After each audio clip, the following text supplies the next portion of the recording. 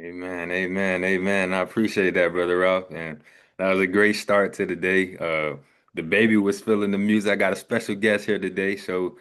And for the people who will see this record and play back on the Zoom, they will see that I'm wearing this olive hat. And what olive is, it's the first letter in the Hebrew alphabet. So it represents A, it represents leadership, it represents accountability, a lot of things, and just recognizing the language that we speak, the power in our words, and what we represent by what we wear. So not just physical clothes, but also our aura and our energy that we give off. That's a part of who we are and what we are. So I wanted to reference that as I start this message because it's going to tie in and you're going to see what this message theme is today about getting our house in order and who is the house leader, who is the leader of your house. You know, it starts with you. It starts with understanding and growing in knowledge, wisdom, and understanding of that. So the day's message that I want to have a theme on is how do we get our house in order? How do we live in purpose by discovering our purpose? You know, so part of that is today I want to talk about something that what is getting our house in order first. When I say getting our house in order, I'm not just talking about the building that we live in. I'm talking about our lives, our habits, our responsibilities, and our relationships. That's also our time and the gifts that we've been given. So before we could change the world and influence others or walk boldly in purpose, we must first take responsibility for what has been placed in our hands. What do we possess? You know, who are we in who are we in our life's purpose? Have we discovered that? Because life doesn't begin with massive opportunities, it begins with small assignments. The truth is that every one of us is a steward of something.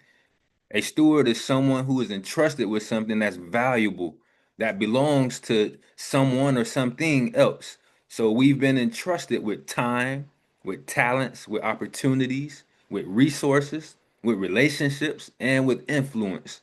The question we have to ask is this: what am I doing with what I've been given? Are we managing it well, or are we neglecting what we've been given? The first thing I want to start with was getting our own house in order before we could help any other country. We talk about the United States jumping in other affairs when our house here is not in order. How do we not follow that lead, but how do we showcase our example of a solution? How can we be a part of the solution? And it's easy to look around and see what everyone else needs to fix, but the real growth begins when we look inward. How can we fix ourselves? How can we get our house in order? And what that means is taking responsibility for our own actions, developing discipline in our own daily lives, aligning our habits with the life that we say we want, and being honest about what we want and where we need to improve. So, success is not built in one moment of greatness, it's a process. It is built in daily decisions, it's becoming your habits.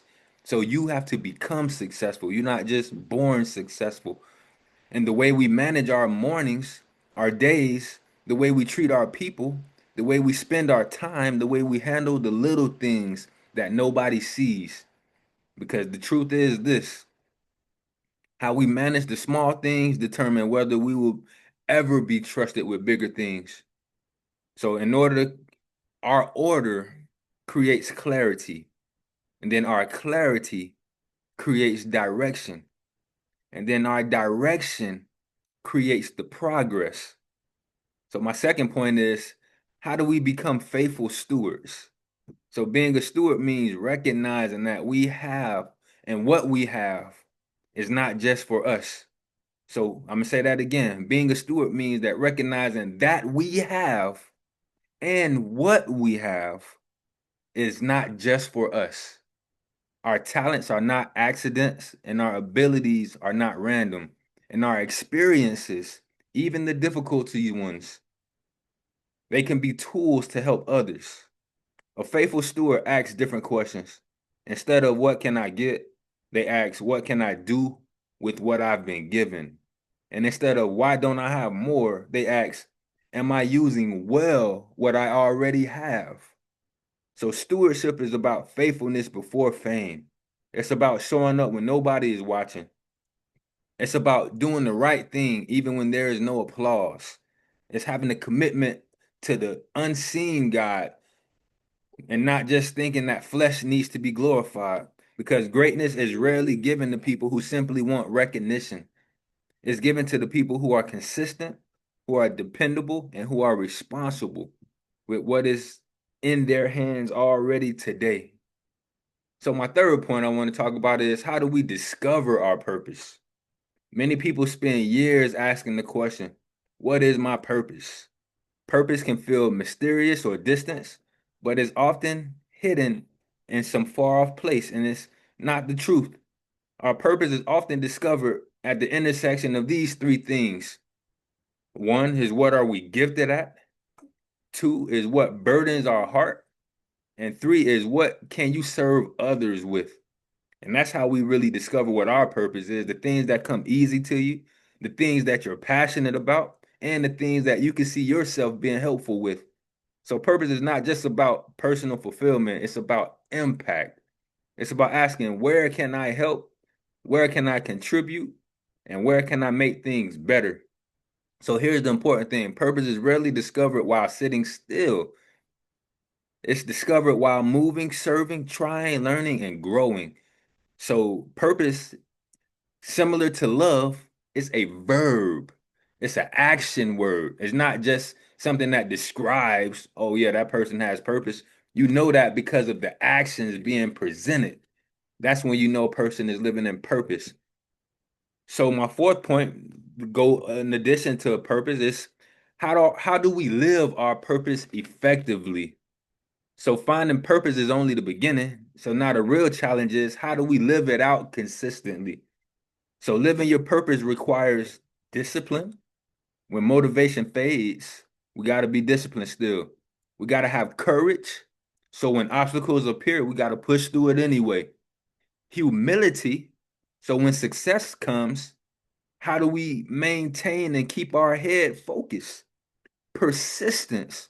When progress feels slow, how do we stay steadfast and see it through even when we're not making the goals or aims that we are hoping for? So purpose isn't fulfilled in comfort.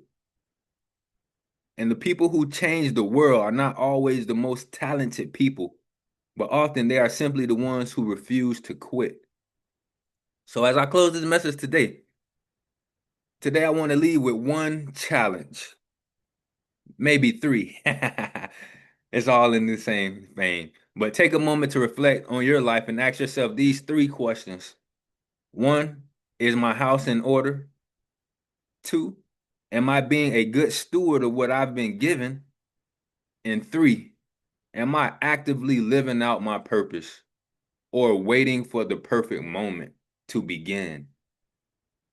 So, because the truth is this, the future we want is built by how we manage the present time and the present opportunities we've been given today. So when we bring order to our lives, when we are stewards of our gifts, well organized, when we commit ourselves to living with purpose, not just say we're going to live with purpose, but commit ourselves to living with purpose. Remember, purpose is an action word. We don't just improve our lives, we begin to impact the lives of everyone around us. So that is how legacies are built, not through one big moment, but through faithfulness, responsibility, and purpose lived out every single day. So, as I share this message, talk about my legacy, we got a special guest here, butterfly on the wall, taking in some great notes, soaking up the spirit. So, at the beginning, the Alpha, the Aleph, the leader, that's my responsibility to get my house in order. That's my goal. That's my tool. I've been given this responsibility, so I got to make the most of it. I can't make excuses. I send out invites. If two people get on, if 200 people, if 2 million people get on, I have to present myself in the same enthusiasm as if I am presenting before the most high holy God. And that's when you have found out you're living in purpose. Your actions show it. So that's my encouraging words for the day, my wise words for just how we can reflect on ourselves. Is our house in order, and are we doing the best with what we've been given? And I want to open it up to open forum so we can have a discussion about that and some true, honest evaluation, some self-reflection. What am I doing with what I have today? And can I do better? Can I do more? Are we at peace with what we have and what we've been doing with what we have? That's my message for the day. So thank you for allowing me to share, and all praises to the Most High. I pass it back open to open forum. Peace and love.